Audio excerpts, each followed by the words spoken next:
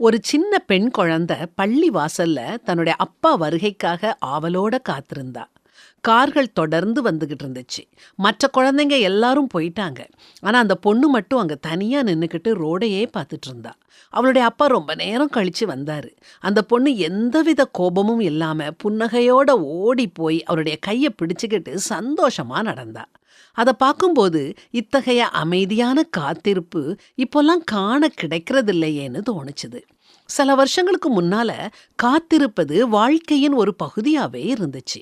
Letters வர காத்திருப்போம், photos develop ஆக காத்திருப்போம், விசேஷ நாட்களில் ட்ரங்க் கால்ஸ் வர காத்திருப்போம். எதுவுமே உடனடியாக நடக்கலை. மக்கள் பொறுமையாக இருந்தாங்க, ஏன்னா வேற வழி இல்லை.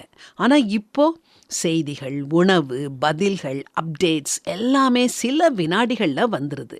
நாம் வேகத்துக்கு பழகிட்டதுனால வைஃபை சற்று லேட் ஆனாலும் பதறிடுறோம்.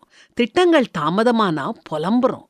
நம்முடைய பிரார்த்தனைகளுக்கு ஒரே இரவுல பதில் கிடைக்காட்டி விரக்தி அடைகிறோம். மெதுவா வந்தாலே அது தோல்வின்னு நம்ப தொடங்கிட்டோம். ஆனா உண்மையில அப்படியா?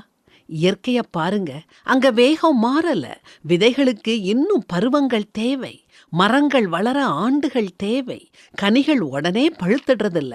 இலை வளர்ந்து மொட்டாகி பூவாகி காயாகி கனியாக பல நாட்கள் ஆகும். தாயின் வயிற்றில் உருவாகும் கரு குழந்தையாக வெளியே வர 10 மாசம் தேவை. மெதுவான முன்னேற்றம் கூட முன்னேற்றமே. பெரும்பாலும் விரைவாக வருவது நீடிக்கிறது இல்லை, நீடிக்கிறது விரைவா வர்றதில்லை.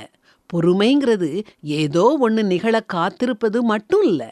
நாம் கேட்டதை பெறும்போது பெருமை கொள்ளாம தாழ்மையோட முதிர்ச்சியோட அதை ஏற்றுக்கொள்ளும் பக்குவத்தை அடையிறது தான். வேதாகமோ இதை தெளிவாக சொல்லுது.